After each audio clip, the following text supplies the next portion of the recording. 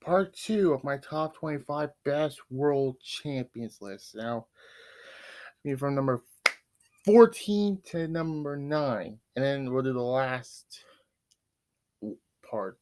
So yeah, and we all know I do part 1, part 2, part 3.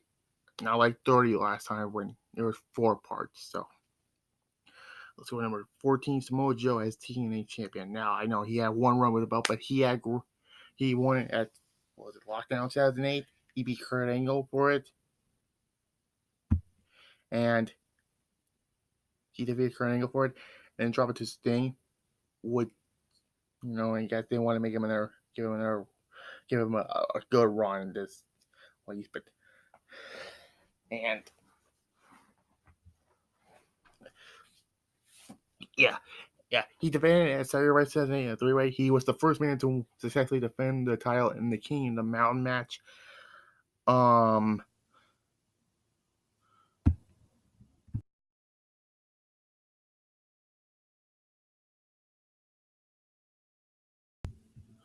He there was a no contest between him and Booker T at Victory Road, and our judge said there was a decided winner, and then he successfully defended the last time in a 3-way match against Angle and Christian because Booker T didn't show up. But yeah, and then he dropped the same over the Bound for Glory 2008, which was a really good match. So yeah. And now we go number 12 or number 13, Booker T as WCW champion, the five-time WCW champion. He won at Bash 2000 against Jeff Jarrett in an actual main event, and he defeated Kevin Nash for the second time at Fall Brawl. He beat Jarrett again in a San Francisco 49ers match on Nitro, and he won it on the final Nitro against Scott Steiner. And then he won for the 5th time against Kurt Angle on Raw. So yeah. He had 5 runs with the belt, and yeah. So Booker T is my number 13 as best world champion. Booker T as WCW champion.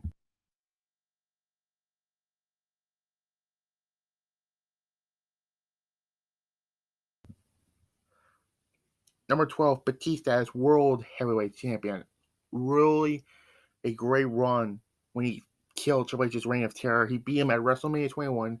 He successfully defended against both straight Raw pay-per-views, Backlash and Vengeance as I Hell in a Cell. Took the World Heavyweight Championship to SmackDown and the feud with JBL for the title. Their SummerSlam match was good. Their Great American Match sucked in 2005. I already reviewed those shows, so you could go check them out in my 2005 year-end review series. And he defended against Agro in his last pay-per-view appearance. So yeah. And he had a second run when he defeated King Booker at Survivor Series 2006 when he had to relinquish the belt. He had an awesome match with The Undertaker WrestleMania 23. He won it again at Unforgiven 7 against the Great Khali featuring Rey Mysterio. And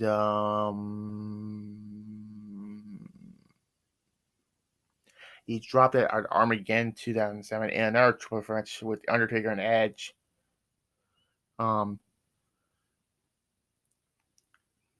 He hadn't held until Cyrus Sunday 2008, which was a short run. But yeah. But Batista as World Heavyweight Champion is number 12. Number 11, John Cena as WWE Champion. Now, okay. He won it the first time against JBL at our WrestleMania 21, which was a decent match. He successfully defended against JBL at Judgment Day 2005 in that I Quit match, which was a lot better, which I already reviewed WrestleMania 21 and Judgment Day, so you can check those out. He went to Raw. He successfully defended it in a triple threat match against Christian and Chris Jericho at Vengeance. He beat Jericho again at SummerSlam for the WWE champion. And then Jericho was gone. Sorry. He defended against Kurt Angle. Well, he technically successfully defended it, but he lost by DQ, so it means, yeah. And then the Survivor Series match was great. And he will lose it at New Year's Revolution 2006 to Edge, but he won it back at the Rumble against Edge. He lost it to Rob Van Dam at One Night Stand 2006 thanks to Edge. And then he won it at Unforgiven 2006 in a TLC match against Edge, which was either he wins the WWE Championship or he has to go to SmackDown. John Cena went to stay on Raw, and yeah, he would lose the belt by injury, and then he would not win again until 2009 at Breaking Point. He lost it to at what? He won again at Bragging Rights. He won it back at Elimination Chamber. He won it back at WrestleMania 26. He won it at Extreme Rules 2011. The Raw against Rey Mysterio. I forgot which Raw it was. He beat Del Rio for it. That's a disarm match on my worst list. Del Rio's WWE champion, but I think his world champions are the worst.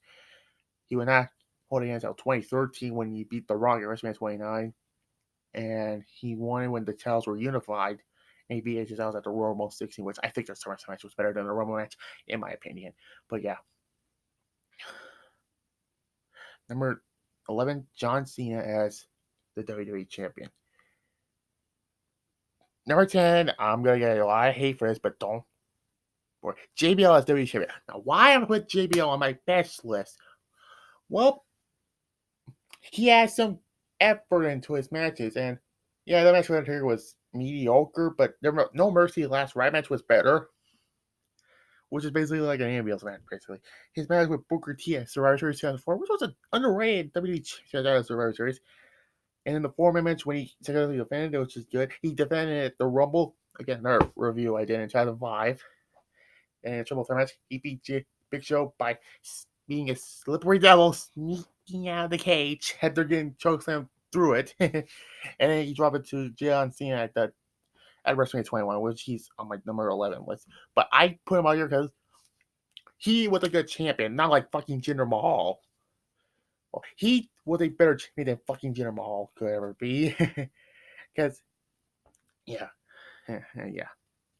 John Bradshaw Hayfield, yeah, he was a slippery devil. And he was a brawler, so I like that. And it's number 10, JBL WWE champion. Now we're going to stop right here. I know a lot.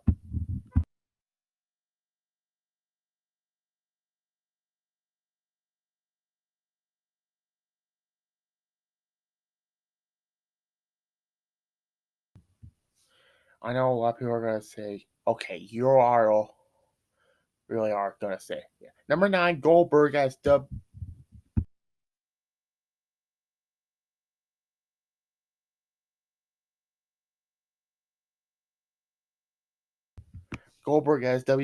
champion. Number 9, Goldberg as WCW champion. You know, he won the WCW championship on the. I almost. Sorry. I didn't mean to say that. He won the WCW championship on the July 6th Monday Nitro when he beat Hulk Hogan, or Hollywood Hogan, he said. And then, of course, the first undefeated man in the history of the sport to ever win the World Heavyweight Champion. He beat Kurt Angle in an obvious match at the Beach 98, but the reason I put him on there is the freaking amazing match with Diamond Dallas Page at How We Have It 98. Unfucking believable. That match was amazing. And yeah, he lost in shitty fashion to Kevin Nash. But the reason I put him at number 9 is because he was the man, basically. And yet, that is a fact. Goldberg was the biggest thing in 98. And yeah, Goldberg was so red hot with that undefeated streak. And of course, again, a legendary streak has to be stopped by a fucking taser. But I already mentioned it. So yeah. So that's number 9. Now we're going to go from number 8 to number 1 and the last part. And um again, you say who is your best world champion in any company. By the way, there's gonna be no universal title reigns on here on the best because there's never been a great run, honestly. Well, except for Reigns, but the reason I'm not putting him on here because leukemia. But yeah. So yeah. And the reason because why Goldberg was so red hot because WCW was their homemade guy. WCW's homemade guy. So yeah. See you for part 3, the last part.